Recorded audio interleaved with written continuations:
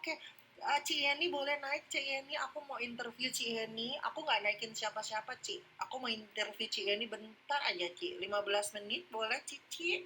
Aku mau nanya-nanya sedikit, Cici, karena dari pendukung Sarwenwen nggak pernah ada yang mau naik di rumah aku. Karena aku di rumah mereka pun di blok. Jadi aku tuh kayak pengen pengen tahu gitu.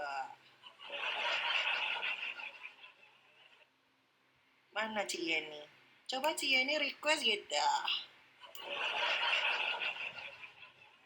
Kamu tunjukin dong, takutnya takut banget. Takut banget. Ya, namanya juga tangan halu. Coba ya, aku mau lihat ya. Kok nggak ada Cieni sih? Cieni naik dong. Sama tarian tari se-Indonesia mau dilaporin. Kakak jangan begitu loh. Bawa aja, Cici naik. Aku nggak naikin yang lain, Cici. Aku mau nanya-nanya menurut Cici aja. Boleh Cici? Boleh nggak Cici? Aku tanya-tanya Cici 10 menit aja. 10 menit aja, Ci. Nggak lama kok. Aku janji, aku promise, aku promise, aku promise. Aku kan bukan narasumber, tapi aku mau nanya dari sisi Cici. Aku promise, aku nggak naikin yang lain. Aku promise. Aku udah begini loh Cici, tuh udah promise loh. Jangan ketawa kalian. Cici nggak usah takut.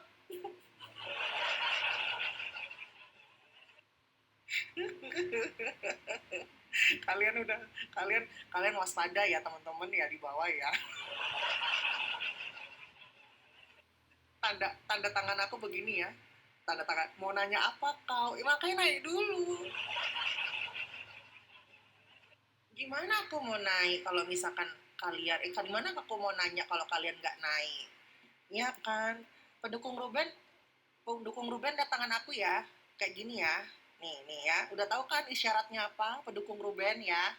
Oke Cici, pendukung Sarwenwen naik, aku promise pendukung Ruben siap-siap ya, siap-siap ya, kayak gini ya, love host ya. Maksudnya kan kalian tahu kan Sandi Morse ini tahu kan. Ayo Cici Yeni, Rezer, Arem promise, aku janji.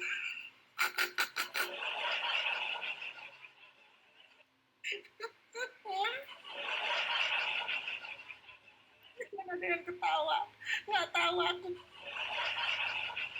Makanya kalian masuk ya, kalian masuk ke warga drama halu, jadi biar tahu sandi-sandi kayak gini, biar kalian tahu sandi-sandinya ya, biar kalian tahu sandi-sandinya ini. Kalian masuk dulu ke warga drama halu. Bentar guys, tap-tap ya guys, 20k ya guys. Aku lagi ada orang, bentar aja, bentar. Jagain room aku ya, tap-tap ya, jagain room aku ya.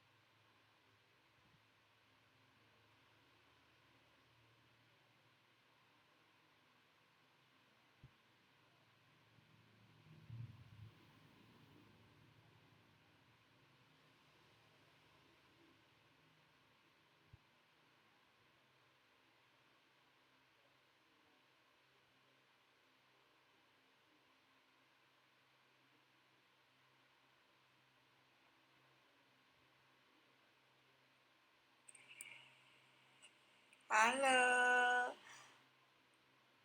guys, kita sebagai pendukung RO jangan takut. Kita adalah netizen sang maha benar. Hidup Cici, hidup.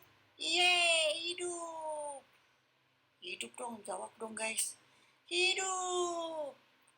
Kita tidak akan ada di sini kalau kita tidak disuguhkan kata-kata cong. Dan kita tidak disuguhkan kata-kata yang 200 juta. You understand? Yes. Oh, yes. Jadi gitu ya. Kita tidak usah takut hidup. Hidup. Hidup ngapa sih gitu? Berisik, nenek lu lagi tidur ya. Oh, my family, nenek lu lagi tidur. Jadi gitu ya. Gue kasih tahu sama kalian ya. Tidak ada netizen yang akan menyerang jika kita tidak disuguhkan kata-kata cong. Dan kita tidak disuguhkan penampilan seorang laki-laki dan perempuan yang belum muhrimnya, belum memiliki status pernikahan, tapi dia sudah di situ dan dia menumpang hidup di situ. Ini berisik kali nih, siapa ini? Jadi biarin aja, ini ulahnya hostnya. Ini kak galeri Hostnya ngapain?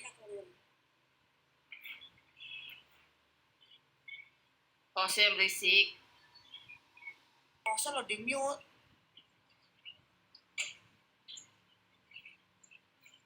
Ya, jadi kayak gitu ya. Tidak akan ada netizen yang menyerang jika seorang netizen tidak disuguhkan dengan kata-kata itu. Ya enggak? Setuju enggak? Kenapa pada diem aja ini? Takut. Takut apaan? Takut. Gak usah takut. Dijalanin. Takut sama lu dikit. Gak boleh kayak gitu. Lagi diem aja dulu, dengerin lu dulu ngomong.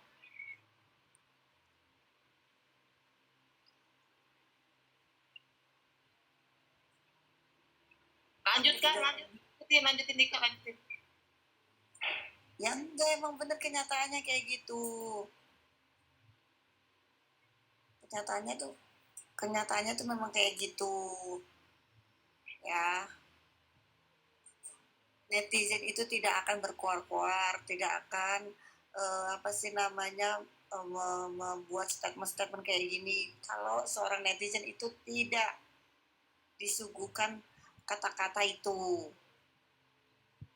Yang kita lihat kan sebagai netizen kan kita kan lihat hanya dari penampilan, oh kita disuguhkan kayak gini nih, terus kita harus harus mengeluarkan statement. Bagus nggak sih yang kayak gini? Pendapat kalian kayak gimana?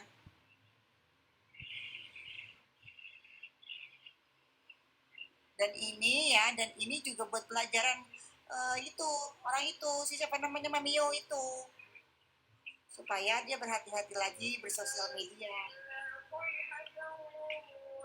Kalau dia mampu menjaga perilakunya juga nggak akan netizen berkomentar jahat. Iya begitu, betul Bu.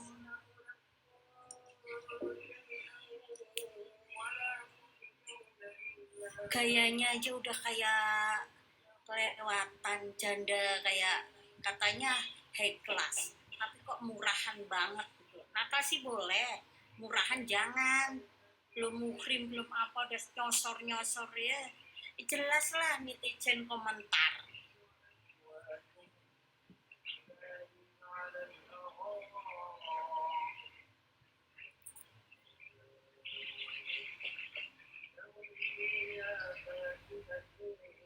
Kita itu ya, apalagi public figure ya, harus menjaga etika kita, ucapan kita itu harus dijaga. Betul betul betul betul banget, jaga. Betul betul betul betul.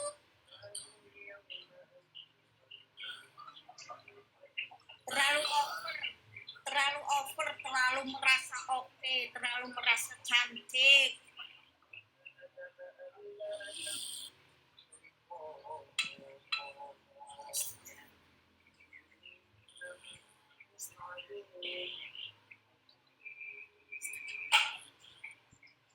Yang ngorok siapa tuh? Itu si dia ngorok itu, Cik. Kemana dinaikin? Astagfirullah.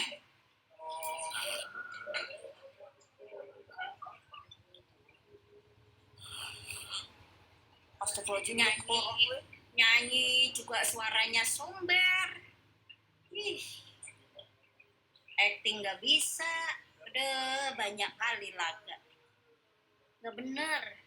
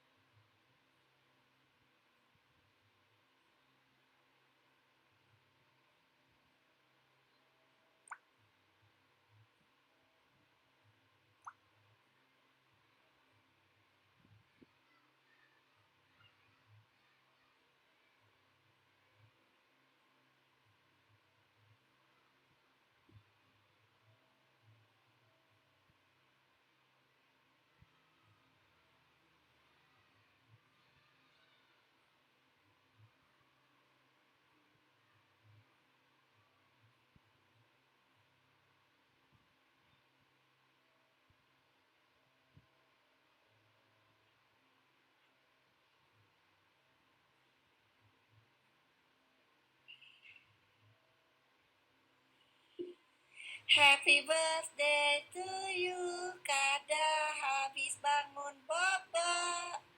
Selamat sore, selamat sore, selamat sore, Kada. Kada, artikulasinya tadi sedikit nyerempet-nyerempet. Ya, jadi tolong diperbaiki lagi, Kada. Nada-nadanya harusnya tadi jangan terlalu tinggi, rendah semua, baru nanti ketinggian. Ya, Kada ya. Terlalu, iya betul, terlalu menyendat-nyendat tadi itu artikulasinya. Biasanya kan gitu kan, itu Kada tadi gitu, itu jangan kayak gitu, itu terlalu serem buat kita sebagai penggemar Kada, itu terlalu serem kayak gitu ya, tolong diperbaiki lagi.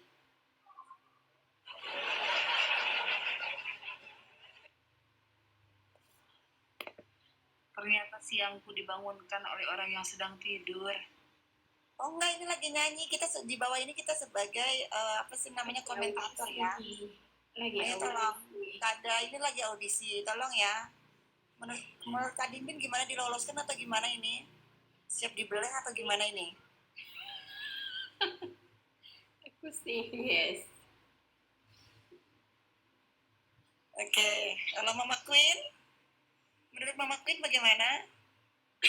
Menurut saya ini vokalnya kurang jelas arahnya kemana, ya. Jadi ini agak perlu naikin aja 2 oktav. Kalau sudah dinaikkan 2 oktav, dibanting-banting ya, dibanting-banting. Ya betul. Kalau misalnya menurut Kak Lucifer, artikulasinya tadi tepat nggak itu? Artikulasinya membunuhku itu dia.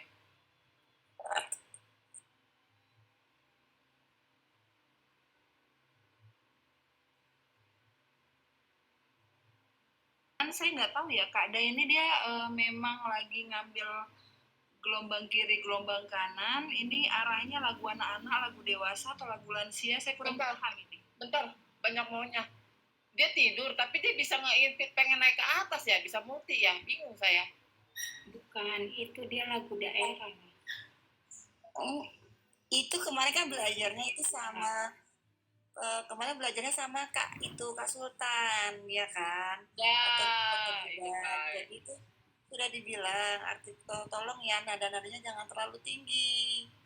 Tapi dia ternyata terlalu tinggi, terlalu menekan dia. Dia ingin melebihi Lesti. Tapi dia malah kayak memedi. Jadi nggak bisa ini.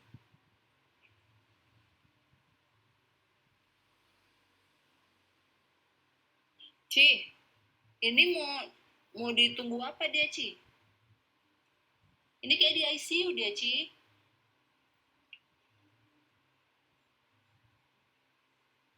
Ini kalau dalam ilmu kedokteran, kalau udah ngorok-ngorok kayak gini, udah pecah pembuluh darah ini, Ci.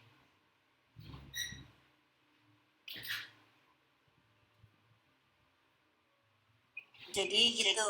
Jadi tolong kita nanti bisa ajarin ya Mama Queen ya, tolong ajarin Kak Da ini artikulasinya dan nada panjang pendek. Coba kita lomba aja, ngorok siapa yang lebih merdu, ngorok dia apa ngorok kita? Oke, ayo dimulai dari Kak Dindin. Tadi kan Kak Dindin udah bilang yes tuh.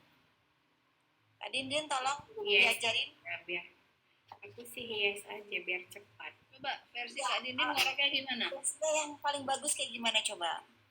Aku nggak ngorok, Kak. Enggak, biar mengajarkan dia. Gini loh Kak, kita sebagai senior ya di sini, kita harus bisa mengajarkan ya junior kita untuk memberikan nada-nada ngorok yang paling bagus.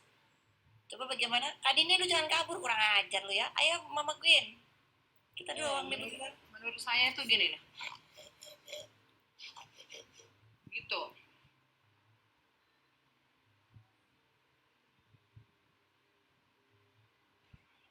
Udah, menurut saya gitu. Kalau aku enggak, kita tuh harus dari pelan dulu baru kita ketinggian gini.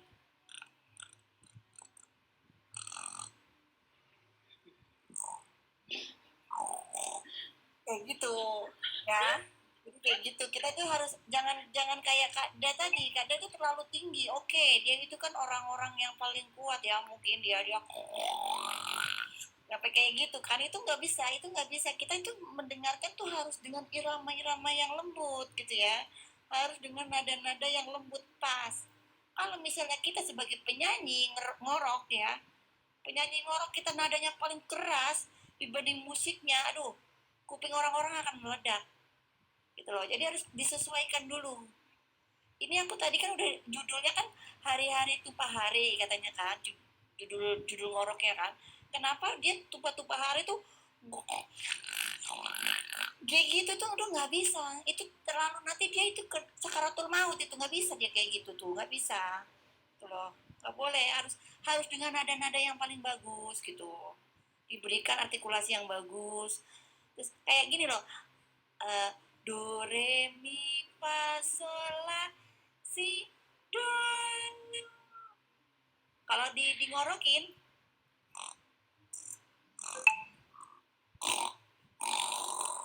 kayak gitu tuh, jadi kayak gitu ya Mama Queen ya, tolong diajarin lagi ya anak didiknya ya. Oh iya, berarti ini dia nggak lolos lah ini ya. Kayaknya dia kurang bagus. Kayaknya yang lebih bagus tuh coba si Cici Drama Halu. Kenal gak sama Cici Drama Halu? Dia itu apa sih namanya? Dia itu kemarin itu datang ke kita itu, aku kurang setuju karena apa? Penampilannya tuh so yes gitu loh. Jadi aku nggak setuju kemarin. Walaupun dia ngoroknya tuh bagus, artikulasinya bagus, itu dia bagus. Cuman itu kemarin tuh dia tuh nggak modif gitu loh. Dia nggak suka, aku nggak modif banget gitu loh. Ada yang ngorok modif ya? Ada.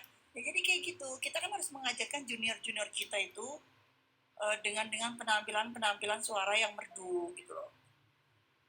Ci, ini lu Ci mau komal apa Ci? Komal ngorok atau komal apa nih Ci? Penonton udah turun tuh Ci.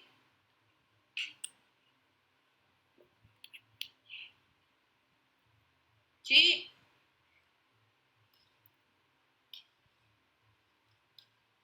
Kalian macam betul saja. Ayo ya Talia sini, ayo naik. Kayak aku ajarin. Kenapa? Kita di sini suhu ya. Kita ini suhu. Kita ini senior. Senior dalam artikulasi ngorok yang paling bagus. Karena gini loh Mama Queen, aku itu pernah di tahun 2099 dulu Masehi, saya pernah mendapatkan piagam gitu loh. Mendapatkan piagam ngorok tercepat dan termerdu di Argentina dulu. oh gitu.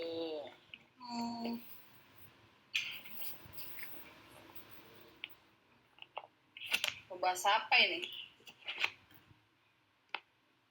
Ya, membahas itu itu tuh judulnya tuh, Sarwenda laporkan akun sosmed dapat dukungan keluarga katanya. Gimana menurut Mama Queen? Ya nggak apa-apa, sah-sah aja. Siapapun berhak melaporkan kan. Sah-sah saja. Iya, betul. Selagi menurut beliau pantas dilaporkan, laporkan. Menurut Bu Ike gimana? Kalau menurut aku tuh nggak usah dilaporkan ya Mama Queen. Kalau aku ya, kalau aku sebagai suhu di dunia keajaiban ini ya, aku itu tidak pernah mau mendengarkan netizen yang aduh, yang nggak jelas kayak gini. Kenapa itu ya di negaraku dulu ya, di negaraku aku kan asal usulnya kan bukan di sini ya gitu. Kalau kita sebagai public figure ya, kita itu nggak usah apa ya, menanggapi receh kayak gitu loh. Apalagi kayak misalnya pendapat dari si siapa sih namanya, si Maires, si Drama Halu, itu kan tanggapan receh. Kenapa kita harus melaporkan seseorang? Gitu sih, kalau menurut aku sih nggak usah gitu loh. Oh gitu, nggak usah ya? Menurut saya Nggak sah usah. aja dia mau lapor siapa juga kan. Kalau yang Ya, halo semuanya. Kayak gini, kalau menurutku, yang disuarakan masyarakat ini kan agar anak-anak itu didorong bagaimana caranya bisa ketemu bapaknya, itu kan intinya. Fokus aja ke lain dipermasalahkan Ruben Onsu. Ketika dia sudah mempertemukan anaknya, sudah terjalin kembali dengan baik, pasti netizen akan diam. Bukan dengan cara menutup mulut orang untuk hak berbicara orang sebagai mereka public figure, itu nggak boleh.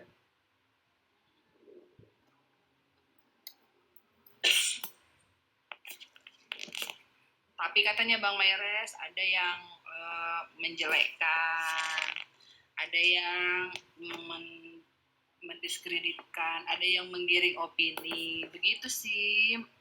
Ada yang mencemarkan nama baik. Betul. Kalau aku jadi Ruben Onsu, aku akan laporkan semua orang ngata-ngatain segala macam itu di komal-komal ini. Ruben nggak mau dia ada yang lebih fokus sih daripada ini, iya kan? Iya. Fokus aja kalau orangnya.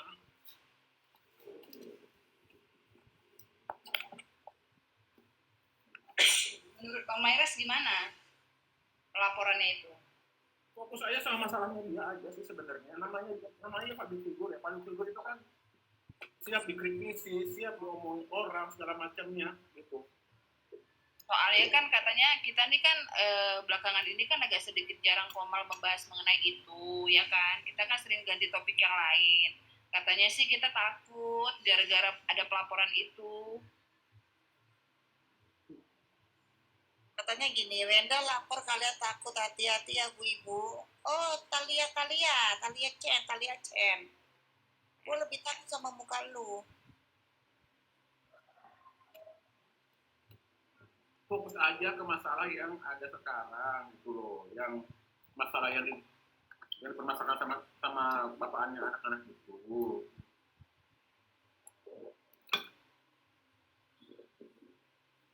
Ruben kapan pulang tah?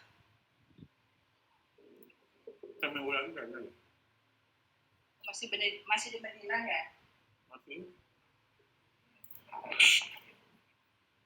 Ini Kak Vinci. Halo, siang Kak Vinci. Ya, siang. Opininya Kak Vinci. Ya Bun, Menurut Kak Vinci gimana nih? ini kan saya tadi scroll ketemu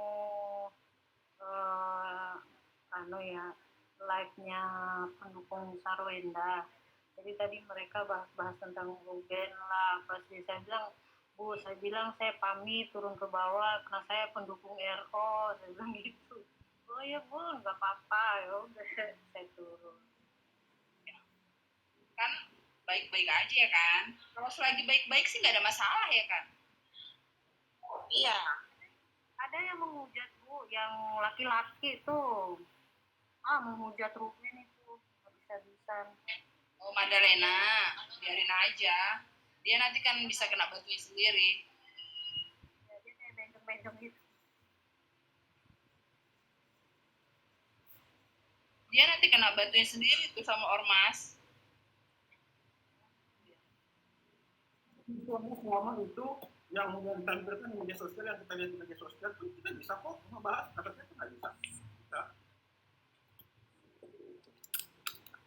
Coba Bang Mayres, pencerahannya Bang Mayres, karena kan banyak yang belum paham. Jadi semua tuh ngerasa kalau sudah dilaporkan tuh pasti kena delik. Kalau misalnya yang dibahas tuh mengenai beliau. Yang kena delik itu fitnahan. Itu kena delik.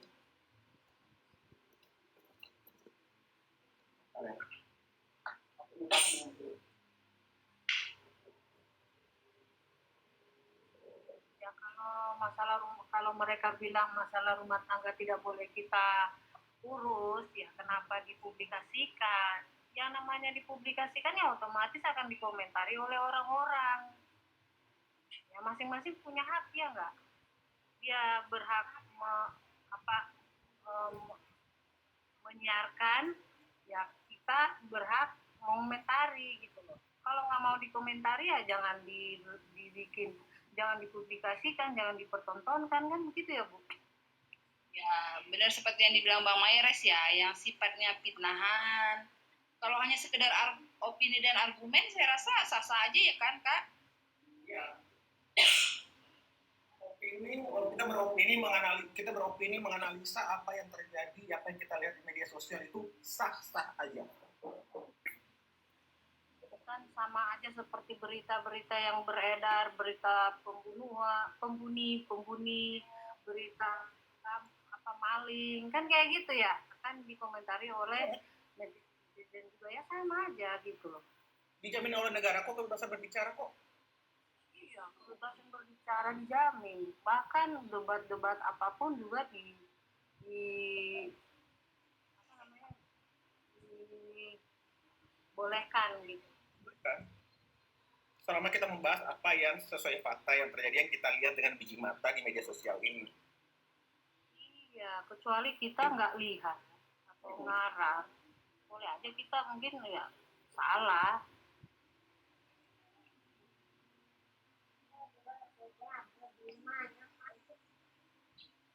Jadi yang diharapkan masyarakat itu sebenarnya sederhana, fokus menyelesaikan persoalan utamanya. Jika memang ada masalah terkait anak, komunikasi, atau persoalan keluarga, penyelesaian itulah yang paling dinantikan publik. Selama persoalan pokok belum terselesaikan, wajar jika masyarakat terus memberikan perhatian, berdiskusi, dan mengkritisi hal-hal yang ditampilkan di ruang publik. Kritik yang disampaikan berdasarkan fakta, terlihat tanpa fitnah, merupakan bagian dari kebebasan berpendapat. Sementara itu, setiap orang juga berhak menempuh jalur hukum jika merasa dirugikan. Yang terpenting, biarkan proses hukum berjalan dan semoga persoalan utamanya dapat diselesaikan demi kepentingan semua pihak, terutama anak-anak. Itu utama. Ya, karena kita sebagai netizen kan harusnya sebagai benteng kritik ya Bang Mayres ya. Ya kan, kita harusnya sebagai netizen justru sebagai benteng kritik. Jadi kalau ada yang salah kita komentari itu sah-sah aja.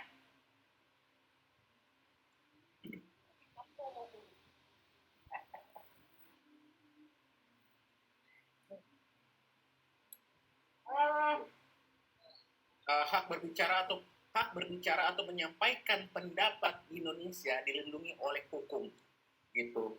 Berdasarkan Undang-Undang Dasar Negara Republik Indonesia tahun 1945 pasal 28E ayat 3, setiap orang berhak atas kebebasan berserikat, berkumpul, dan mengeluarkan pendapat. Undang-Undang Nomor 39 Tahun 99 tentang Hak Asasi Manusia juga menjamin hak setiap orang untuk menyampaikan pendapat. Undang-Undang Nomor 9 Tahun 98 mengatur kemerdekaan menyampaikan pendapat di muka umum. Gitu. Jadi menurut mereka tuh Bang Mayres yang penggiringan Gunung Kawi atau apa tuh jatuhnya sudah fitnah. Wah, kan bukan kita yang menggiring itu loh. Ya, harusnya kuncennya lah yang dilaporin ya kan? Iya, kita kan mengkritisi apa yang kita lihat dan kita dengar. Iya, betul. Kita mengkritisi apa yang mereka tampilkan di media itu sendiri. Kan mereka yang menampilkan waktu di Gunung Kawi itu kan mereka sendiri yang ini. Masa saat kita kritik mereka malah menyalahkan kita loh. Jangan dipublikasi kalau begitu, kalau nggak mau dikritik. Mereka artis itu udah siap harus dikritik lah. Orang biasa aja kalau publikasikan dikritik juga ya, apalagi artis.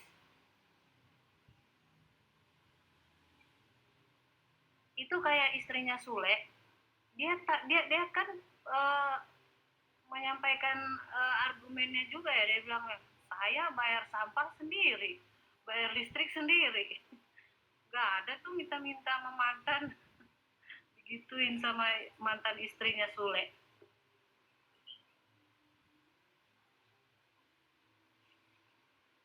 Masa mau bayar tuh sampah aja minta sama mantan.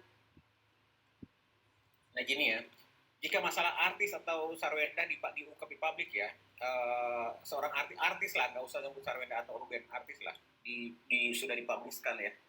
Pada prinsipnya, jadi boleh. Pada prinsipnya masyarakat berhak menyampaikan pendapat kritik atau analisis terhadap isu yang sudah menjadi konsumsi publik, termasuk melibatkan figur publik. Hal tersebut merupakan bagian dari kebebasan berpendapat yang dijamin oleh hukum. Gitu. Mereka kan public figure. Jadi jika perkara melibatkan Sarawena dan Ruben Onsu sudah menjadi pembahasan publik karena pemberitaan atau unggahan yang mereka tampilkan sendiri, masyarakat pada umumnya boleh memberikan komentar, kritik, atau analisis. Di sisi lain, mereka sebagai public figure juga tetap memiliki hak untuk melaporkan pihak yang menuntut mereka telah melanggar hukum. Jadi yang pada intinya yang dilindungi adalah hak untuk berpendapat secara bertanggung jawab. Jadi apa yang kita sampaikan harus kita pertanggungjawabkan juga, gitu, teman-teman. Jadi mereka kayak gue nih speak up. Apa yang gue lihat di media sosial itu gue omongin, ya gue bertanggung jawab karena gue melihat di media sosial seperti itu. Nah, kalau yang kemarin itu kan Bang Maires, itu banyak yang pendukung seolah-olah pendukung SW. Kan awal terjadi ribut itu kan mereka memancing-mancing, menyebutin kata-kata yang tidak pantas, menyebutin apa, ya itu juga harus, ya kan? Sebenarnya peperangan kata-kata ini peperangan personal, sebenarnya bukan personal, peperangan antara para fans aja. Jadi ya mereka ngata-ngatain RO, kita balik teman-teman lain balik kata-ngatain kan? Iya. Gitu. Terakhir yang korban kan idolanya. Iya, betul. Kalau kita sih sebenarnya tidak melihat siapa yang kita idolakan, tetapi kan kita melihat kenyataan, gitu loh. Kenyataan cerita masalah hidup dua public figure ini, gitu loh. Yang mana yang harus kita analisa, yang ini baik apa yang buruk, gitu loh. Sebenarnya begitu. Bukan karena harus ngefans ini, ngefans itu. Kan kita lihat. Udah bayar, Bang? Kayak gitu. Kalau saya kayak gitu sih. Saya tidak melihat siapa yang saya fans, tapi saya melihat Ruben kasihan banget gitu loh. Hanya untuk bertemu sama anaknya dipersulit. Kalau kata Jordi Onsu, dia bilang itu anaknya juga cuma di rumah, iya, tapi tidak bisa tidak boleh ketemu ayahnya, itu kenapa? Kan gitu. Otomatis kita netizen, oh iya ya, kenyataan nggak bisa ketemu. Terakhir waktu itu ya, waktu mereka diajak Ruben jalan-jalan tuh, terakhir tuh saya nonton jalan sama anak-anaknya. Betul, jadi betul Mbak Vinci. Jadi ketika persoalan figur publik atau public figure sudah menjadi konsumsi publik, wajar jika masyarakat membahas. Yang dibahas bukan semata-mata kehidupan pribadinya, tetapi isu sosial yang muncul dari peristiwa tersebut. Kalau dari sebuah kasus masyarakat bisa belajar tentang pentingnya menjaga kepentingan terbaik bagi anak, etika bermedia sosial, atau cara menyelesaikan konflik keluarga. Tentu itu bisa menjadi pelajaran yang bermanfaat. Yang penting, pembahasannya tetap berdasarkan fakta yang diketahui publik, tidak mengandung fitnah, dan tidak menyerang secara pribadi. Jadi gini, ini kan mereka masalah ini sebenarnya bukan hanya terjadi di RO dan SW aja. Ini sudah menjadi masyarakat umumnya juga mengalami hal-hal seperti ini. Nah, ketika kita membahas ini, kita merasa relate. Masyarakat itu merasa relate dengan apa yang terjadi. Jadi mereka bersuara apa yang pernah mereka alami, segala macamnya. Benar nggak ibu-ibu? Yang sudah pernah bercerai, anaknya tidak perhatikan bapaknya, segala macamnya. Atau sebaliknya, diperhatikan bapaknya tapi ibunya ngalang-ngalangi, segala macam. Ini kan masalah umum yang terjadi di masyarakat. Jadi ketika kita mengulik ini, kita membahas ini, kita mengkritisi ini pun menjadi edukasi buat masyarakat umum bahwa tidak boleh melakukan hal seperti ini. Gitu loh. Ini tujuan kita bersuara. Betul Cici halu, coba kita lempar ke host, jangan diam-diam aja host kerja. Host.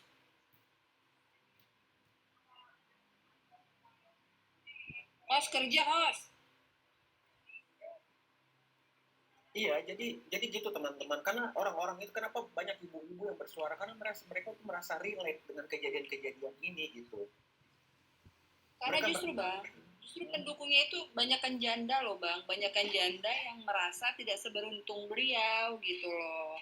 Banyakkan janda yang justru hanya untuk mendapatkan kasih sayang aja untuk anaknya, sulit mendapatkan ya menjadi janda yang mendapatkan nafkah anaknya aja pun nggak bisa. Makanya mereka tuh ngerasa nggak seberuntung. Ini salah ini Bu, ini cakap sebanyak janda seperti nggak beruntung. Itu tergantung jandanya Bun. Ya maksudnya pada umumnya. Itu tergantung jandanya Bun.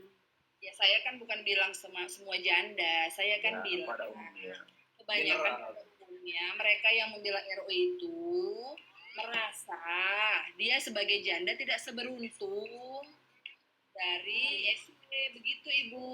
Dengar tadi nggak saya ngomong jelasnya gimana? Ya, fakta di Indonesia Raya Merdeka ini apalagi yang terjadi di perkampungan ya, di pedesaan atau di ya daerah-daerah tertentu lah gitu. Banyak perempuan-perempuan yang hanya mengandalkan penghasilan dari suami. Ketika suami meninggalkan, ketika suami selingkuh atau gimana-gimana, mereka tuh nggak bisa ngapa-ngapain loh. Gitu. Benar nggak? Ini realita hidup yang terjadi. Gitu. Jadi ya bersyukur dapat orang seperti Ruben walaupun sudah berpisah. Jadi gini, ada juga pernyataan dari ini kita coba kritisi ya, kita coba kulik ya. Ada pernyataan dari pengacaranya wawancara di podcastnya, ada siapa sih MC-nya perempuan. Jadi gini, katanya gini, uang 200 jutaan itu adalah biaya yang sama ketika mereka masih dalam pernikahan. Ya, artinya semua orang yang di dalam rumah itu dong kalau dalam masa pernikahan. Betul? Lah ini kan kondisinya sudah berbeda, sudah bercerai, sudah berpisah. Otomatis yang hanya diperhatikan, yang hanya dibiayai itu hanyalah kedua anaknya. Kan seperti itu. Jadi kalau disamakan dana waktu ketika masih menikah, anggaran rumah tangga ketika masih menikah dan setelah bercerai, itu tentunya pasti berbeda. Karena biaya suami bukan biaya istri, bukan untuk istri. Biaya mantan suami bukan biaya untuk mantan istri, tapi hanya untuk anak-anak yang otomatis akan berkurang dari standar ketika masih berumah tangga. Itu sepengetahuanku sebagai orang yang pernah menikah dan sudah berpisah. Apalagi sudah masing-masing kehidupan lain, dan mungkin kan untuk ke istri, paling untuk ke anak, ya kan?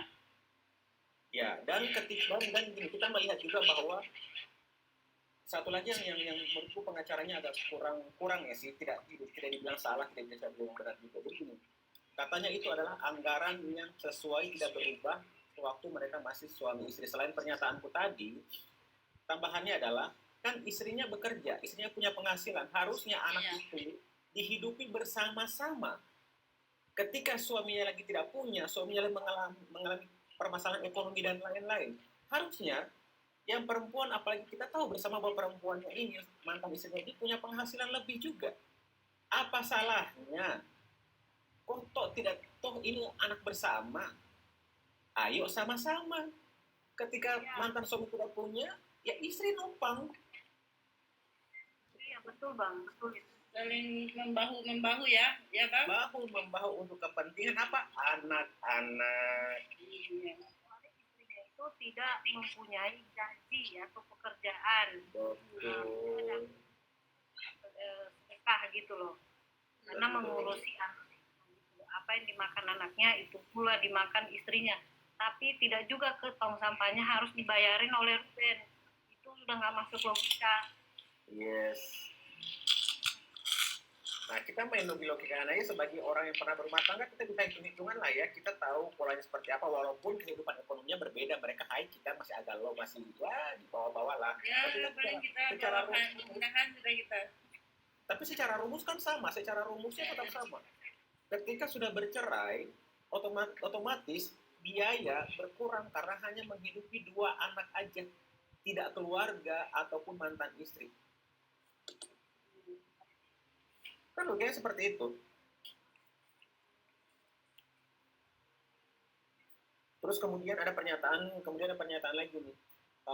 Tapi pihak SW-nya katanya mengungkapkan bahwa mengatakan bahwa oh nggak apa-apa nanti kita bagi 2 aja, tapi RO katanya menolak sepenuhnya dia yang akan biayai dengan nominal segitu. Betul ada omongan seperti itu. Kalau memang betul ya, kalau memang benar ada omongan itu, tapi tidak serta merta totally seperti itu. Kita kan harus mengerti juga bahwa mungkin suaminya lagi belum punya keuangan yang cukup segala macamnya. Ya ini anak bersama. Jadi harus mau dia setuju dan tidak, tetap harus dia memenuhi kebutuhan anak sebagai seorang ibu. Maksudnya nuraninya gitu ya Bang. Nuraninya kalau pada saat disepakati, mungkin pada saat itu secara kemampuan dia menunjang. Tapi di lain sisi kita kan nggak tahu pasang surutnya manusia. Nah nurani kita gitu ya sebagai mantan mungkin tarik ulur kali gitu maksudnya ya Bang. Betul. Kita berkaca dari siapa? Natali. Bukan menyamakan ya, bukan mengkomper atau membanding-bandingkan, tapi kita berkaca dari polanya. Ketika Sule tidak ada uang, lagi terlambat, kan gini, uang di TV itu kan tidak sehari itu syuting besok langsung cair kan, itu kan rentetan bulanan gitu.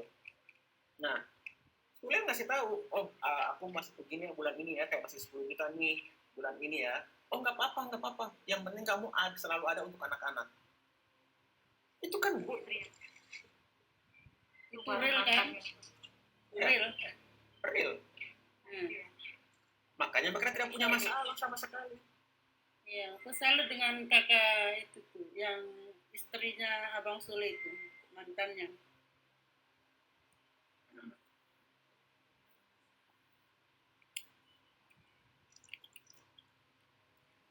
Justru sebetulnya hal yang paling ditakutin itu kalau perpisahan itu selain materi kasih sayang ya kan.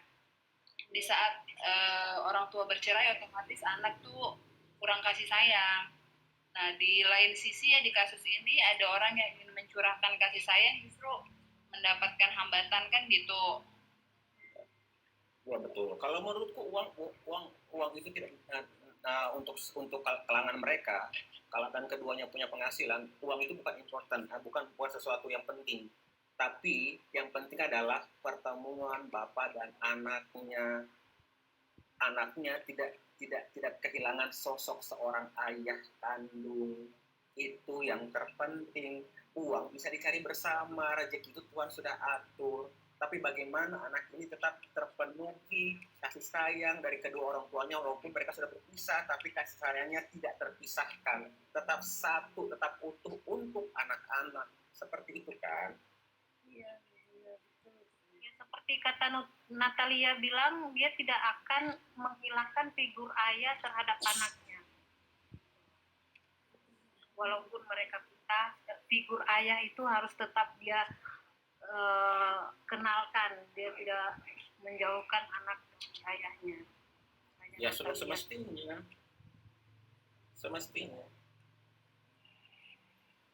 Yang penting sangat disayangkan ya kan, sangat disayangkan. Seandainya ini tidak terjadi seperti ini mungkin situasinya itu beda ya. Masing-masing mungkin dalam puncak karirnya masing-masing kali ya, termasuk si SW juga dengan kebahagiaannya sendiri. Andai ini tidak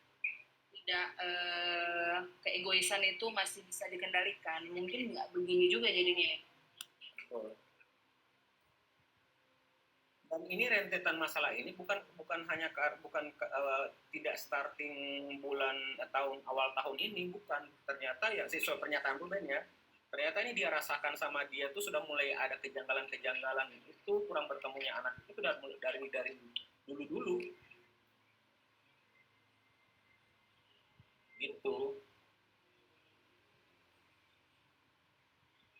Kan banyak yang berkembang di luaran Bang, seolah-olah tidak ada upaya dari Ruben, tapi kan banyak pihak juga yang tidak mengetahui upaya apa yang udah dilakukan oleh Ruben gitu. Kita baru tahu ternyata jemput sekolah juga satu nama kan, yang bila tidak di-ACC oleh SW juga kan si RO juga nggak bisa jemput. Nah selama ini kan banyak yang belum tahu seperti itu. Opininya tuh, narasinya tuh ya kan tahu sekolahnya tinggal jemput aja, tahu rumahnya gitu. Tapi di balik itu kan mungkin ada case lain yang kita nggak ketahui dan nggak diungkap. Ya, seperti Natali ungkapkan kemarin, ya yang saya nonton ya, dia bilang kalau Sule pengen ketemu, dia bilang ayah mau ketemu Dedek kapan, nanti saya antar gitu. Dia bilang begitu. Bagus kan kayak gitu gitu loh. Berarti terbuka dia.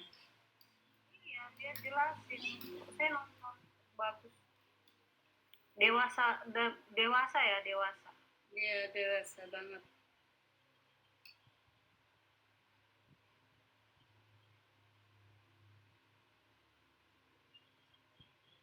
Host, kemana host? Host, tidur. Ini yang ngorok berubah nih jadi dari dak host.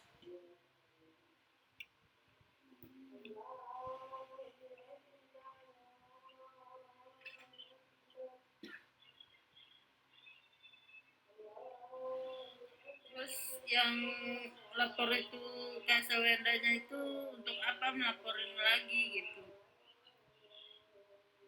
Iya, untuk apa melapor, untuk apa dia ke KPAI, untuk apa lagi? Semuanya sudah diberikan Ruben, dari pengasuh, hak asuh anak, rumah, mobil, uang tiap bulan, apa lagi yang harus dia mau laporkan? Apa ya, ada yang kurang? Masuk akal. Kita dukung aja, semoga anak-anak itu jatuh ke tangan Ruben aja gitu.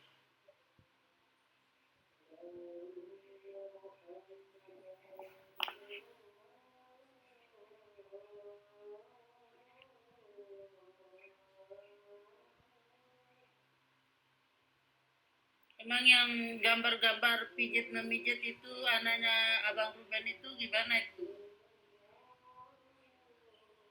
Ya, makanya itu kalau di roomnya Koko Hero, ayo kita perjuangkan agar anak-anak ini jatuh ke tangan Ruben dengan lingkungan yang sehat gitu. Kasihan anak-anaknya, ya ampun, saya gimana nggak bisa ngomong lagi gitu, kasihan banget dengan lingkungan. Sekarang udah nggak bisa ngomong apa-apa kita. Sebenarnya ya kalau kita lihat Kakak Sawenda itu tuh orangnya kalem, baik sebenarnya itu, tapi mungkin ada dalam rumah tangganya itu kayak macam ada yang manasin, jadi dia tuh kayak macam udah karuan pikirannya begini dia nggak fokus dengan diri sendiri gitu. Kalau feeling aku kasihan juga sih, sama-sama kasihan Abang Ruben gak bisa lihat anak pergi jenguk ke rumah, terus Kakak Serwendanya juga kayak gimana, nggak ada yang kita macam ngomongnya A begini, B begini, yang tahunya kan Abang Ruben sama istrinya. Cuma kita penontonnya sebagai netizen itu cuma memantau, melihat mana baiknya, mana buruknya gitu. Ya betul Bu. Mm-mm. Ya tadi saya masuk ke roomnya sebelah, mereka tuh ngatain Onyo itu anak pungut gitu kan. Saya langsung saya turun ke bawah, saya izin, saya nggak bisa, maaf, saya pendukung Ruben gitu aja. Tadi mereka ngatain kok bisanya orang lain yang bilang anak pungut, sedangkan Kakak Sarwendanya itu nggak keluar kata-kata anak pungut, itu bisa di penjara orang itu tuh. terang-terangan mereka ngatain tadi. Mereka sedangkan mamanya sendiri nggak bilang begitu, jadi kan itu orang itu keinginannya Ruben loh. Gimana sih, itu bukan dipungut di pinggir jalan atau di mana, itu dijemput di Ya, kita doakan. Mudah-mudahan pelaporan SW ke sana itu ada juga yang melaporkan akun yang nyebut si Onyo anak pungut. Harusnya begitu ya. Nggak boleh bilang Onyo itu anak pungut, sedangkan dari mulutnya Kakak Sarwenda itu nggak pernah ngucapin anak itu anak pungut. Ada nggak kalian dengar itu Kakak Sarwenda ngomong gitu? Itu siapa yang ngomong gitu bisa dipenjara loh. Itu room sebelah itu tadi. Mereka itu. Roomnya orang Manado. Nggak boleh begitu. Jadi mental anak itu kasihan juga tuh onyoknya. Jangan kayak gitulah, bilang anak pungut. Itu Onyo itu dijemput di rumahnya loh. Orang onyo dari kecil mana dia tahu? Iya, mana tahu sih. Justru Onyo sekarang bahagia loh tinggal sama ayahnya. Kelihatan banget auranya itu bahagia. Iya. Sedangkan mamanya Sarwendanya aja nggak pernah bilang kau anak pungut. Nggak pernah, ada nggak kalian dengar kayak gitu? Gak ada. Ah, kenapa itu orang itu bisa kau ngomong kayak gitu? Nanti akunnya itu dicari, nanti dia itu akun itu. Nanti kalau dia nanti FVP lagi nanti aku ini ya. Akunnya itu dicari loh. Kok enaknya dibilang Onyo itu anak pungut, sedangkan Sarwenda yang kasih besar nggak pernah dibilang anak pungut. Nggak boleh loh. Mentalin anak itu namanya. Aku nggak tahu kalau kayak gitu bisa dilaporin ya. Aku langsung keluar aja. Halo semuanya, assalamualaikum, selamat sore. Waalaikumsalam Bunda Ira. Sehat Bunda Iya. Ira. Alhamdulillah sehat. Gimana? Topik di atas Bunda.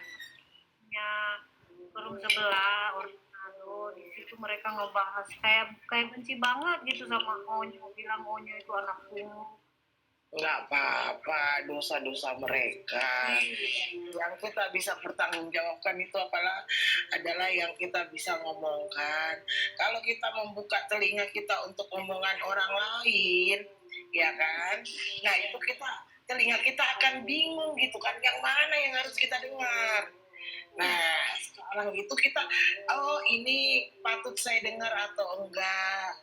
Oh ini yang patut saya ngomongkan atau enggak, kayak gitu. Biar apa?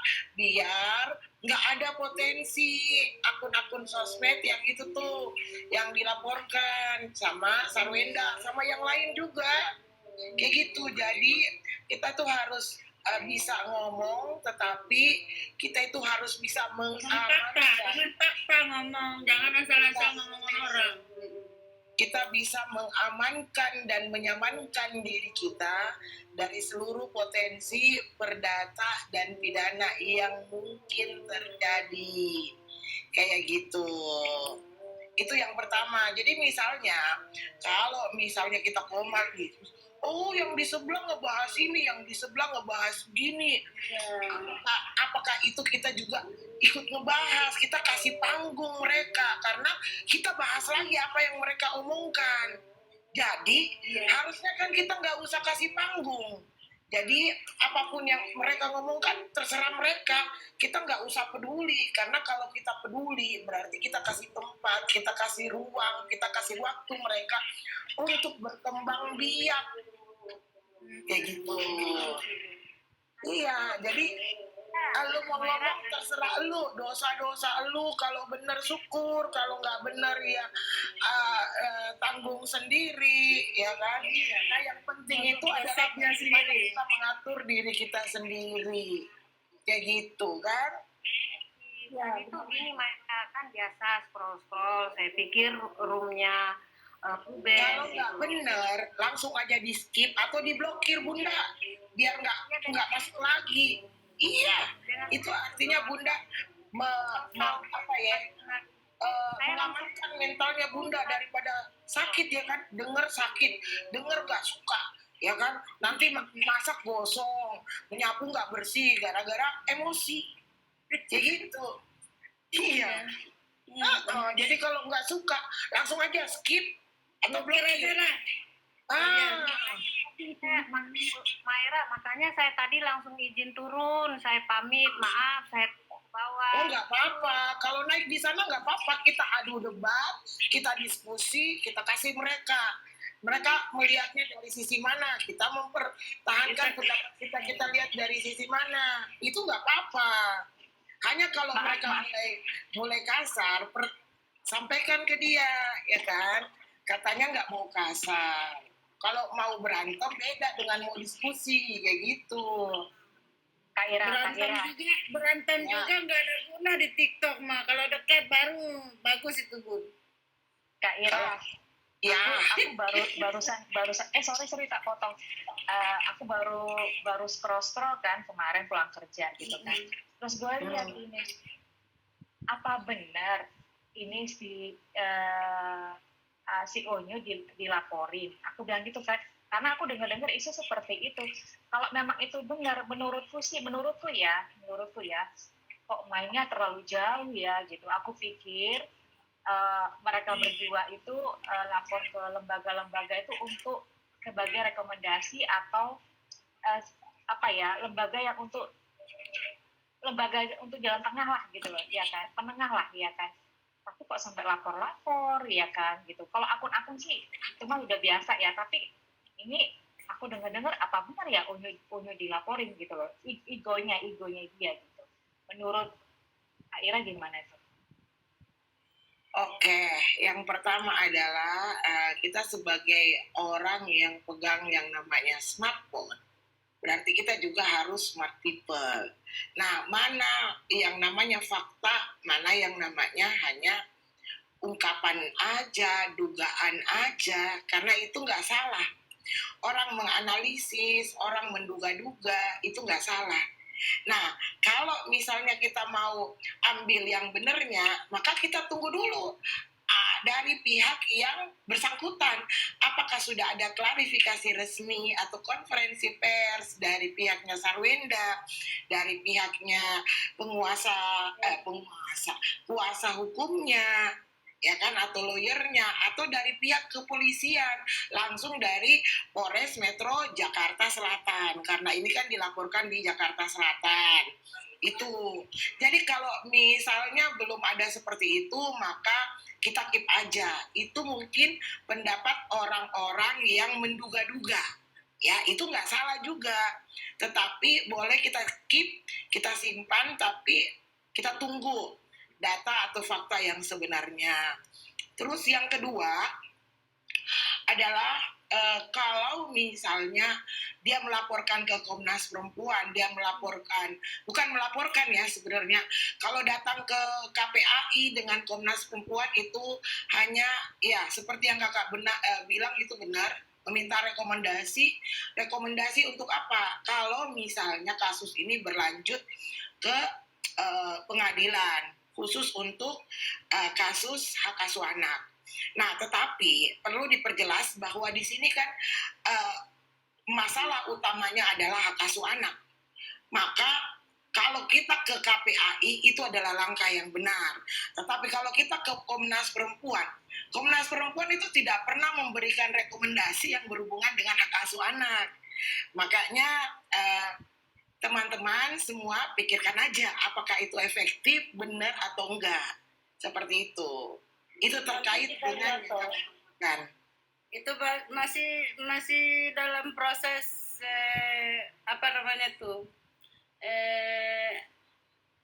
ibaratnya itu lapor. Nggak tahu yang mau lapor apa kan nanti keluar sendiri.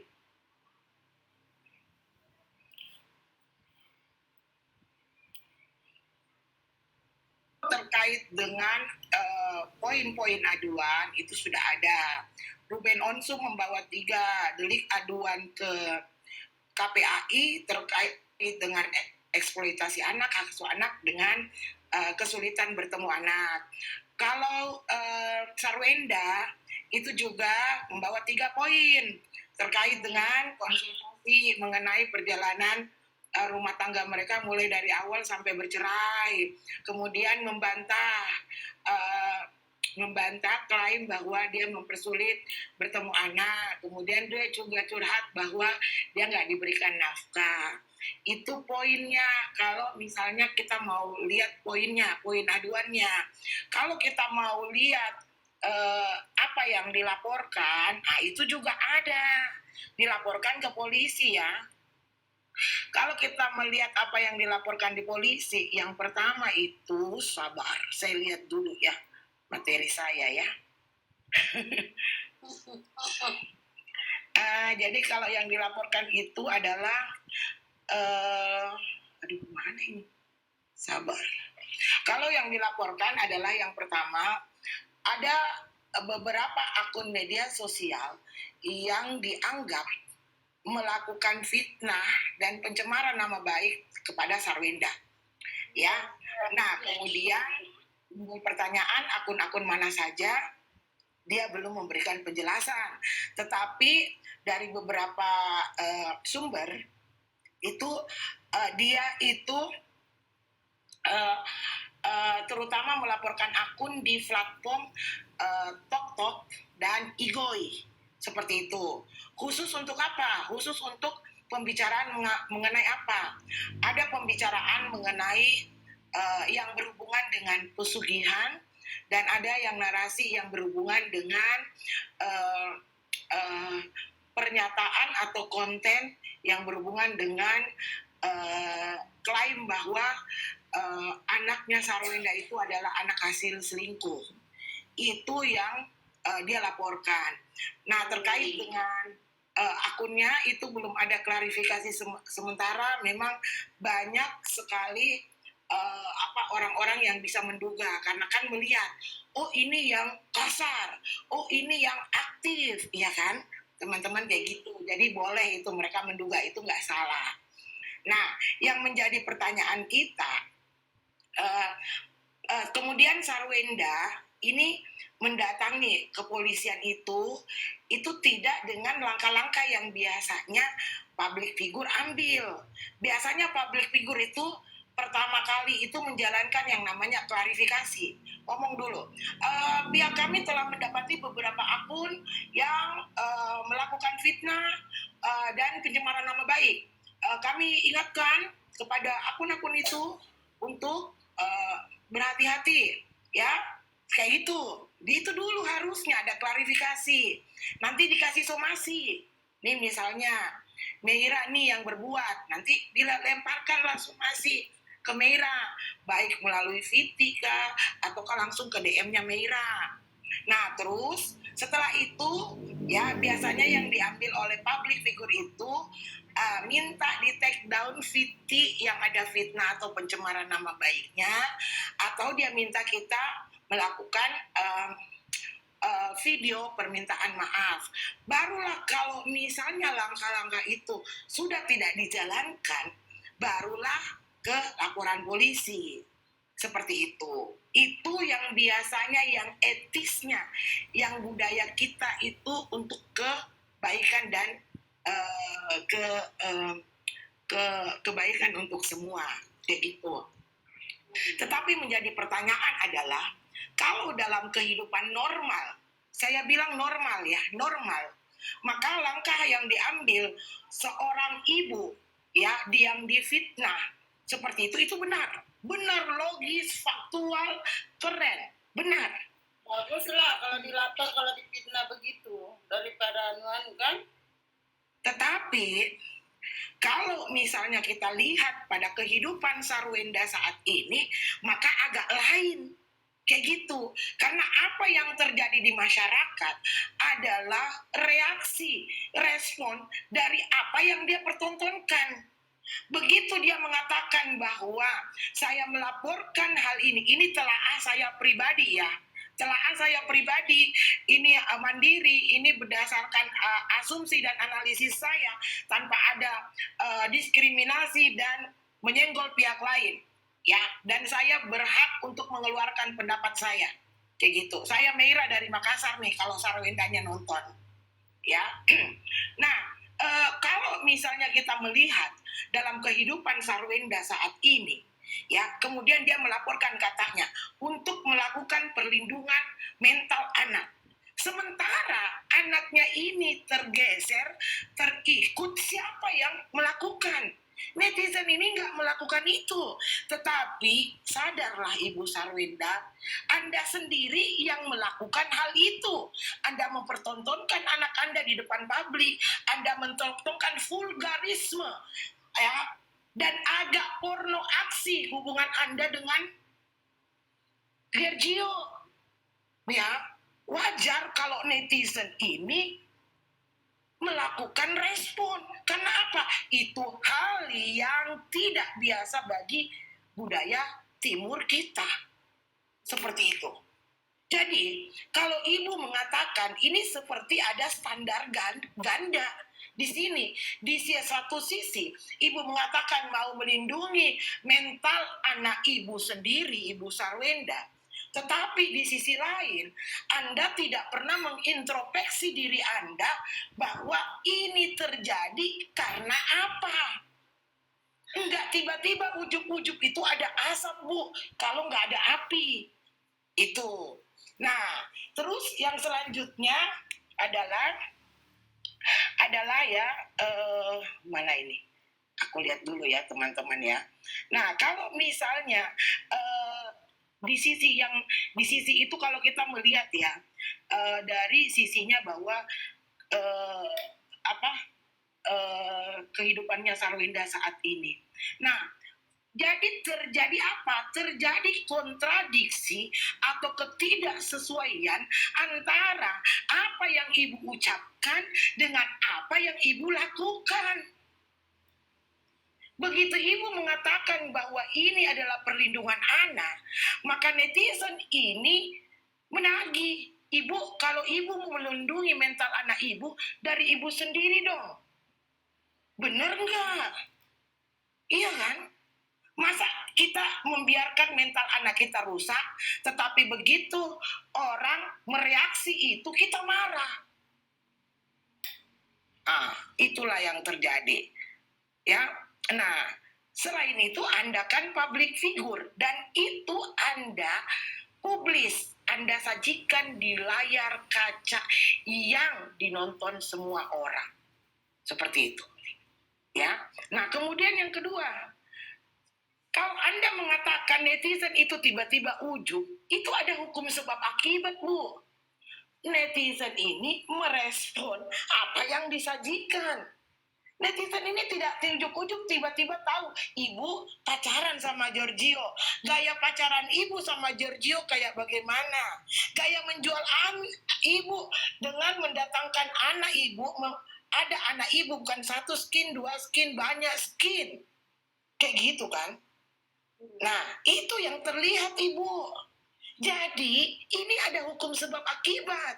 Enggak tiba-tiba ujuk-ujuk orang mengatakan, wow, kok begitu ya gaya pacarannya?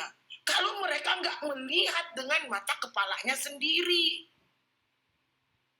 Itu ibu, apakah Ibu Sarwenda sudah memikirkan hal ini? Ya kan?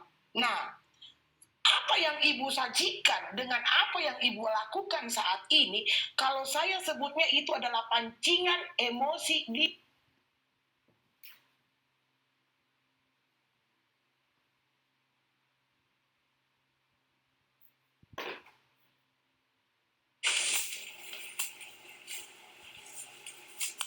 Kakak Kardi Heriana dan Kak Dian Anggraini bersiap. Setelah ini Kak Putri Yasmin belum, ditunggu ya. Sambil bersiap boleh. Kak. Tanya cinta yang mau ditatarak. Kalau netizen ini merespon, itulah resikonya menjadi yang namanya public figure. Kemudian, kalau kita melihat apakah ini ada isu-isu ada kira-kira tanda-tanda gejala-gejala pengalihan isu atau pencitraan. Saya pribadi mengatakan bisa jadi ke sana.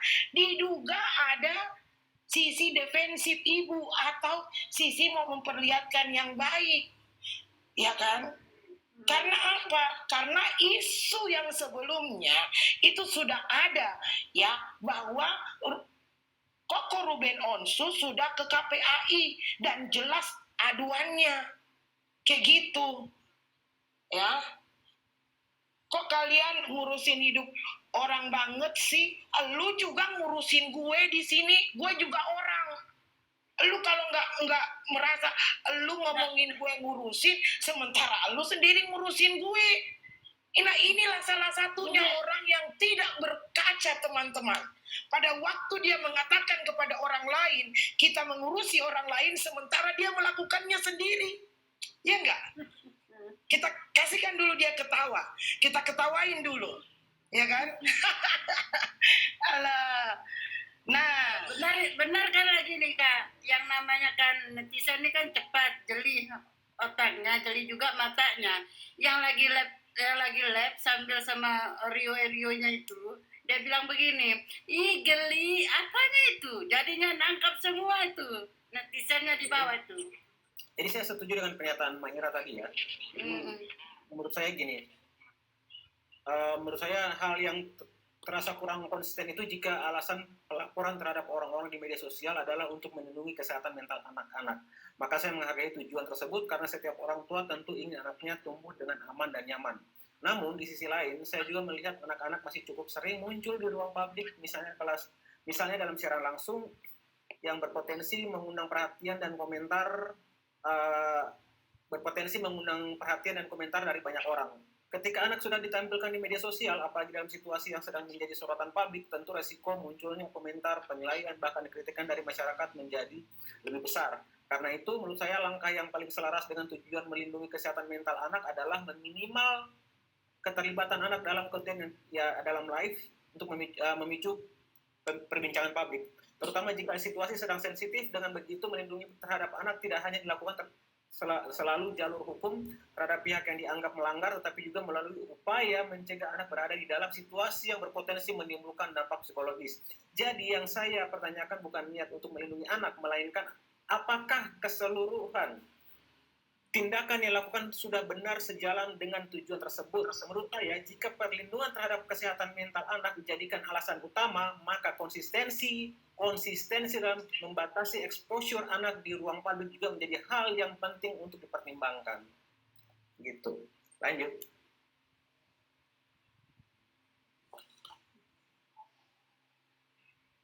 Ini aku nanggepin Kak Ira sama Bang Opini ya. Menurutku begini. Sebenarnya orang pacaran tuh sah-sah aja ya. Semua itu berhak untuk bahagia. Semua orang itu berhak untuk bahagia. Berhak, ya kan? Tapi ini kan negara timur, ya kan? Yang ada unggah-ungguh lah ya kan? Ada timur. Jangan disamakan dengan adat barat gitu kan. Kalau misalkan adat barat, lo mau pegang sana, pegang sini, ceples sana, ceples sini, itu mah udah biasa, ya kan? Di barat itu udah biasa gitu, bagi mereka tuh kayak jogging gitu kan, atau romantis gitu kan. Tapi ini kan negara timur, ya kan. Terus kalian itu kan live ya gitu kan. Nah, kenapa kok netizen itu bereaksi seperti ini ya? Karena seperti Kak Ira bilang tadi, apa yang kau perbuat itu terlihat kayak tidak senonoh gitu loh, ya kan, diduga kayak tidak senonoh gitu kan. Jadi aku kayak ya jelas aja lah netizennya pada teriak ya kan, yang bener dong kalau jualan gini gitu kan. Orang berhak untuk bahagia, orang berhak untuk jualan, tapi yang dipertontonkan itu seperti itu, yang mana itu tidak ada kayak ada ketimur-timuran kita gitu loh, ya kan. Jadi kayak ya itu kan menurutku ya, untuk KS atau untuk KJ ya kan, ini adalah kritikan gitu kan, bukan menjatuhkan. Itu adalah kritikan yang mana akan mengedukasi teman-teman semua, afiliator semua, supaya kita itu ada batasan-batasan gitu loh. Itu sih yang aku ambil ya kan, yang aku tarik di sana sih gitu. Jadi ya jangan salahkan kalau netizen itu tidak sependapat dengan pendapat mereka berdua, karena kan kita kan otak kan beda-beda, nggak sama otaknya mereka, otak kita kan nggak sama, pandangan kita tuh nggak bisa disamain. Masa kita netizen harus ngikutin pandangan mereka? Ya kan gue masalah urusan gue, ya nggak bisa gitu dong, kita kan nggak bisa sama gitu loh. Nah kita kan harus sama-sama menghargai pendapat orang satu sama lain gitu kan. Saya acungi jempol, saya appreciate ya kan, KS kayak ya single parent lah gitu kan.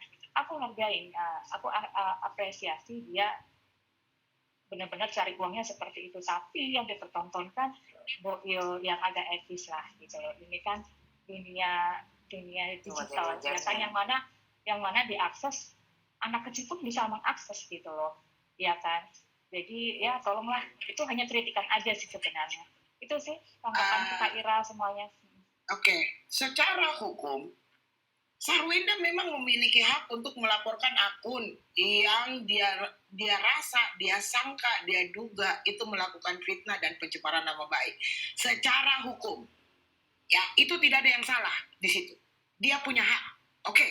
Namun secara etika dan sosial, masyarakat itu berhak menilai bahwa dia ikut andil dalam menciptakan kegaduhan tersebut. Ya, tindakannya itu langsung melaporkan ke polisi tanpa introspeksi diri dulu atas ucapannya, ucapan kasarnya, memperlihatkan ego publik ya, yang enggan dikritik meskipun kritik itu lahir dari apa yang dia pertontonkan sendiri. Itu yang namanya egois. Kalau dia bisa memperlihatkan kepada orang tapi nggak mau dikritik, pas dikritik tiba-tiba lapor, seperti itu. Nah, sebenarnya apa yang harus Sarwenda lakukan? Ini saran nih. Ya, ini saran nih. Nah, baru kita diskusi ya. Nah, kemudian apa yang harusnya? Harusnya dia menghindari yang namanya stempel standar ganda dan membuka ruang introspeksi. Maksudnya adalah jika dia langsung melapor ke polisi, sementara dia sendiri yang kita nilai, maaf ya, kita nilai bahwa dia sendiri tidak menyehatkan yang namanya mental anaknya. Maira, bentar. Aku mau info sesuatu dulu, Maira. Ini orang-orang yang typingnya nge-spam, gue mute ya. Spam gue mute ya. Cari komentar baru, bikin kalimat baru. Kalau nge-spam gue mute, bikin hancur komal orang. Lanjut. Oke. Nah, jadi kalau dia bisa melihat, mengintrospeksi dirinya bahwa dia ikut andil dalam menciptakan kegaduhan ini, ya, jangan merasa paling benar, jangan menjadi sosok yang anti kritik.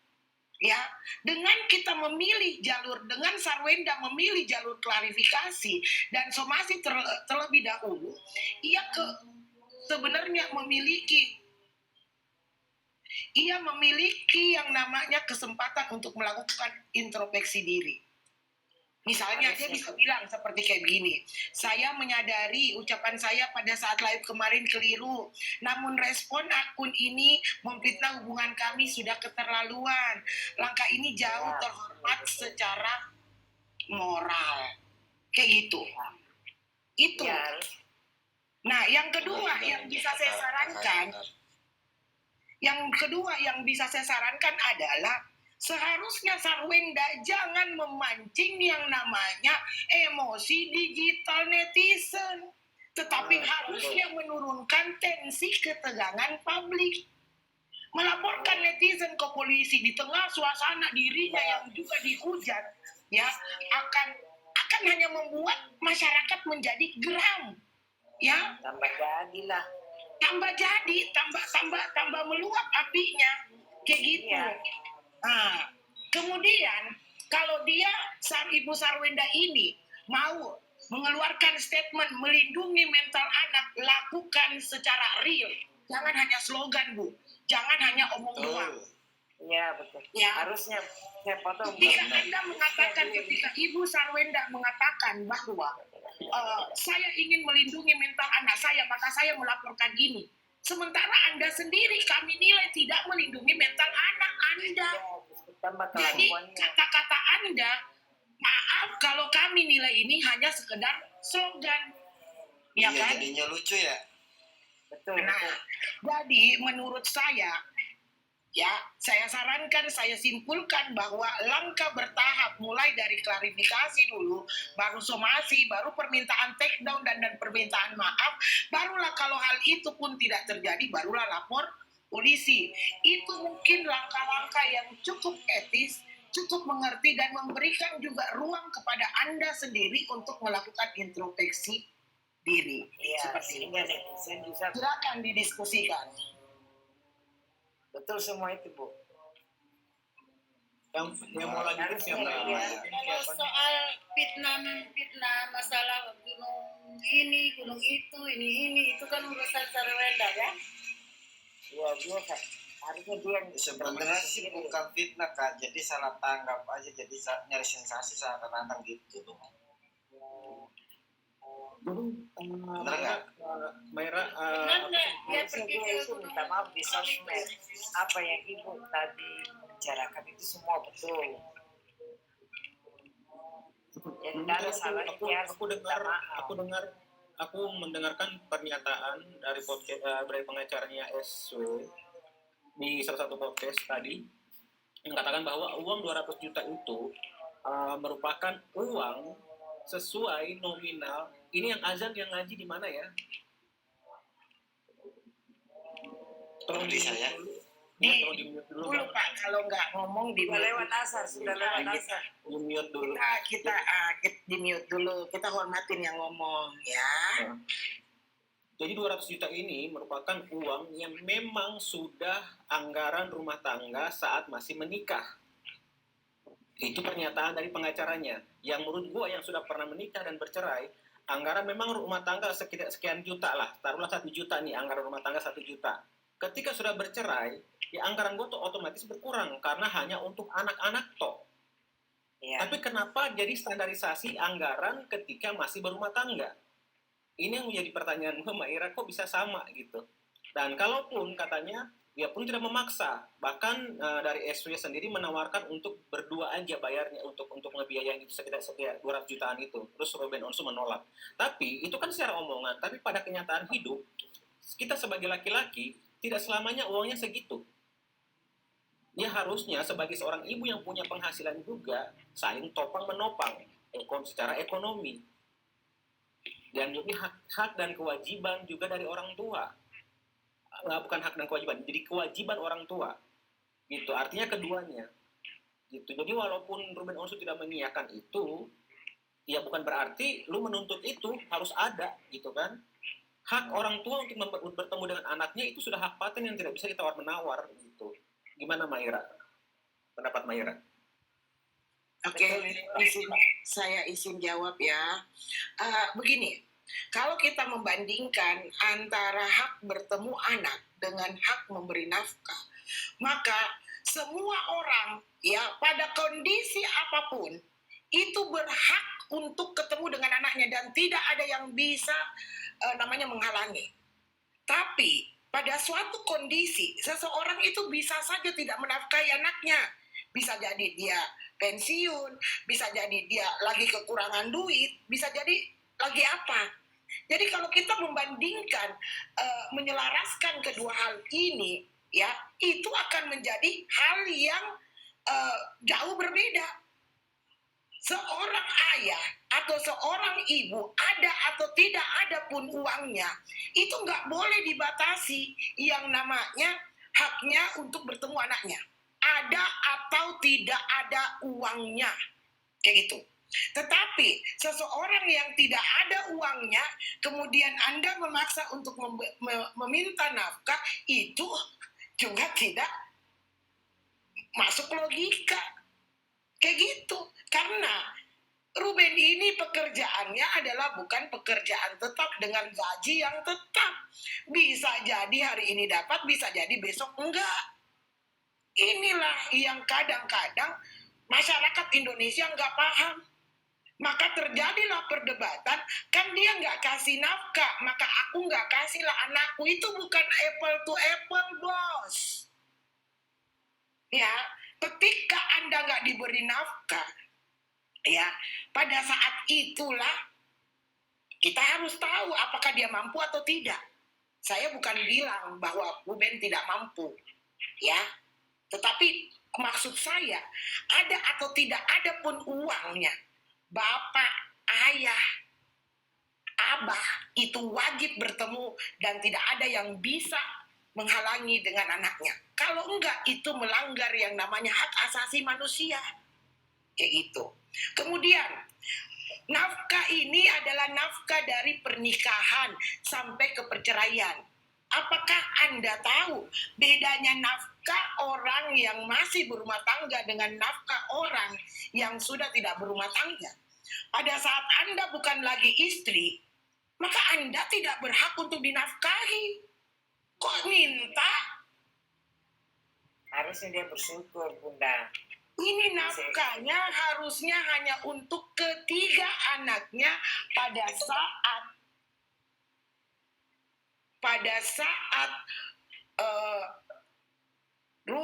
Betran itu masih di sana. Ketika Betran pun sudah ke ayahnya, maka itu nafkah hanya untuk 2 orang anak. Mengapa hal ini menjadi tidak logis? Saya melakukan penelusuran 3 bulan, September, Oktober, November, yang dia rembes kepada Ruben, ya, itu memang banyak logis. Saya sudah pakai asumsinya bahwa ini orang kaya, listriknya segini, dari asumsi listriknya, dari bensinnya, dari bayar tolnya, sampai ke les anak-anaknya.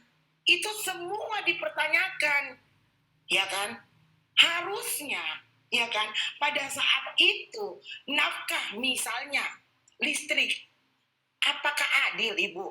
Listrik di rumah itu 30 juta, ya, hanya 2 orang anaknya, sementara dia ada siapa yang tinggal, ini dibebankan semua sama Ruben. Apakah adil Ibu? Ya, semua supir, semua asisten rumah tangga, semua security Ruben yang bayar. Sementara, ya, lebih banyak Anda kan yang menggunakan fasilitas itu.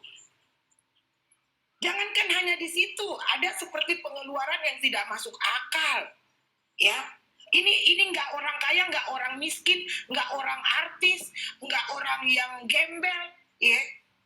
Kalau kita melihat kantong plastik, belanja buah, ya, seakan-akan ini buah udah 1 truk. Anaknya makan memang buah 1 truk segitu, 1 bulan. Itu pertanyaan saya. Ini anak umur berapa loh?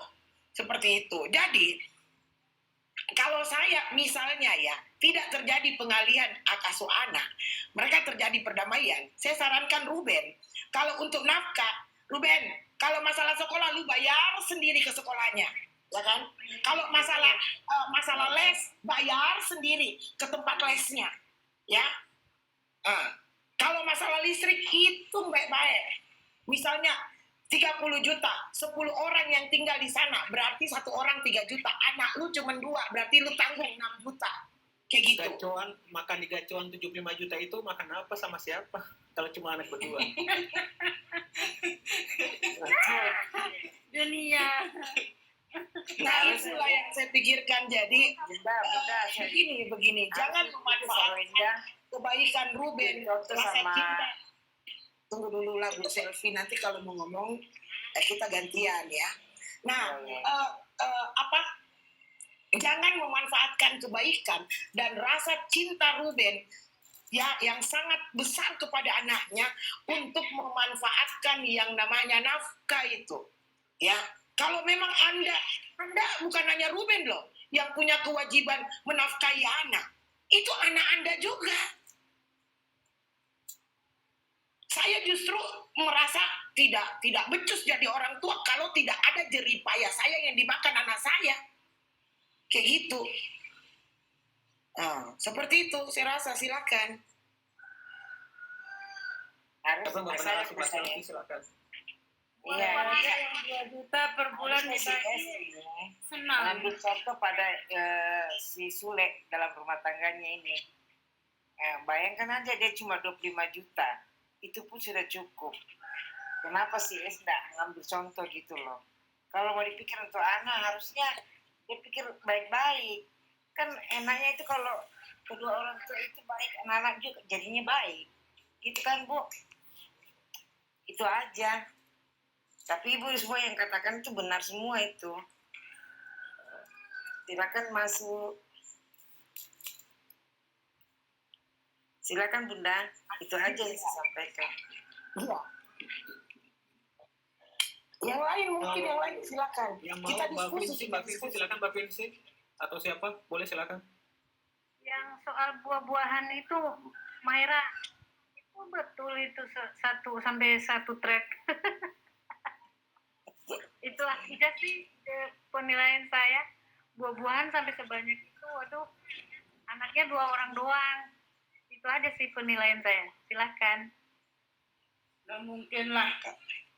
Ibu, Rata itu 1 trek buah.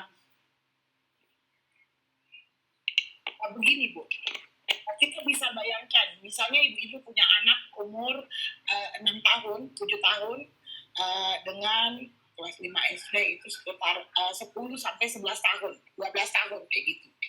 Ibu bisa bayangkan nggak, dalam sehari dia makan berapa banyak buah? Ini makan nasi loh, makan nasi, sarapan dan sebagainya, kayak gitu. Paling banyak mungkin 5 buah ya, 5 buah. Kalau buahnya misalnya kayak apel kayak gitu, ya kan?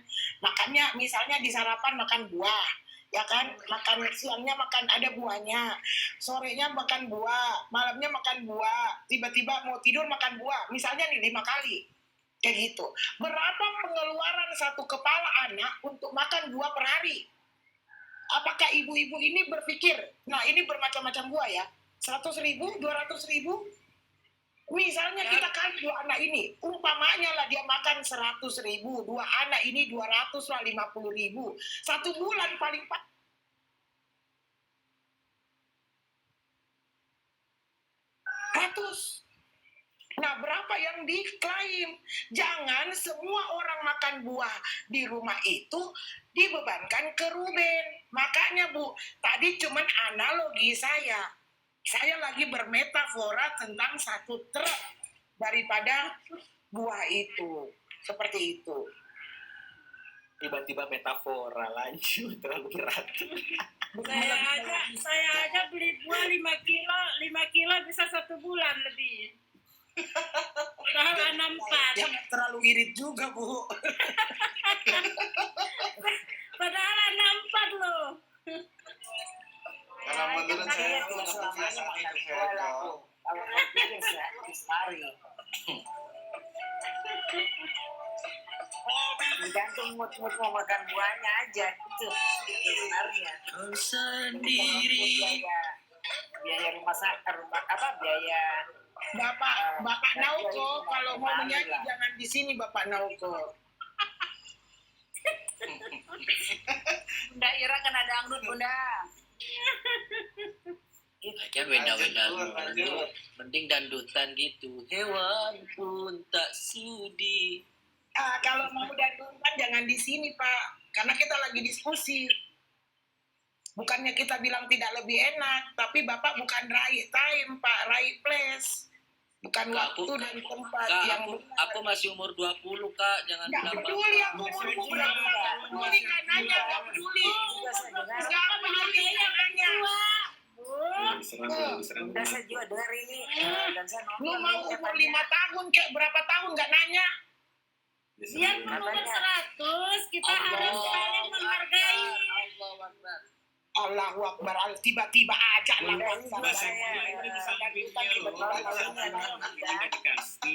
Anak angkatnya Veteran Petro itu katanya juga kena juga ya. Iya, kasihan Veteran Petronya, Iya. dibilang anak pungut, kasihan itu anak itu. Padahal dia itu kan wajar dia mengungkapkan. Iya, sedih aku dengarnya, nangis aku. Dan mendengar. Bunda, tadi kan udah disampaikan sama Bunda Merah. Kalau kita tadi mendengar ya, segala sesuatu yang sifatnya masih katanya, kita nggak usah ambil pusing gitu. Jadi kan itu belum ada penjelasan secara resmi. Iya, ini bukan dari mulut Sarwendanya, ini mulut dari orang. Iya, kita nggak usah pusing Bunda, kita nggak usah melebarkan kasus kemana-mana, kita fokus aja. Bukan ini ibu ini ada akun ini begini bawa ke sini, itu kan urusan mereka. bukan anu bunda, bukan dengar akun-akun. Saya kan namanya kita itu anak ya, yang tidak tahu apa-apa, tapi kan dia mendengar satu di sana. Jadi ngapain dia mau melibatkan anak itu, mas belum Coba dekat sama ibu itu. bukan cuma mendengar. Nah, ini andaikan, karena kita ini kan walaupun mendengar kita kan merasakan, kenapa ini anak Ya, kasihan. seperti kita. Wajar lah kalau kita support. Jangan sampai menganukan anak yang tidak tahu apa-apa. Dia hanya membela karena dia lihat ayahnya, bukan membela sepihak, tidak. Artinya apa yang dia dengar di sana, itulah yang dia mengungkapkan semua. Tapi kenapa mesti dilaporkan? Walaupun tanda kutip, cuma yang nama kita ini sebagai ibu, walaupun bukan anak kita, kalau mendengar begitu kan rasanya kok bisa ya begitu bunda. Ya silakan menjawab bunda. Itu akun-akun yang godong-godong begitu tuh bahaya itu bun.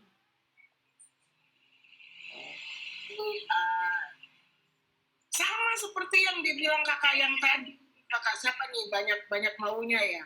Kakak banyak maunya. Mama Queen, Kak Bunda Ira Mama Queen ini. Ya, mamanya Queen. Bahwa kita harus membedakan antara yang namanya berita. Bu Asifa mau bicara, silakan Bu.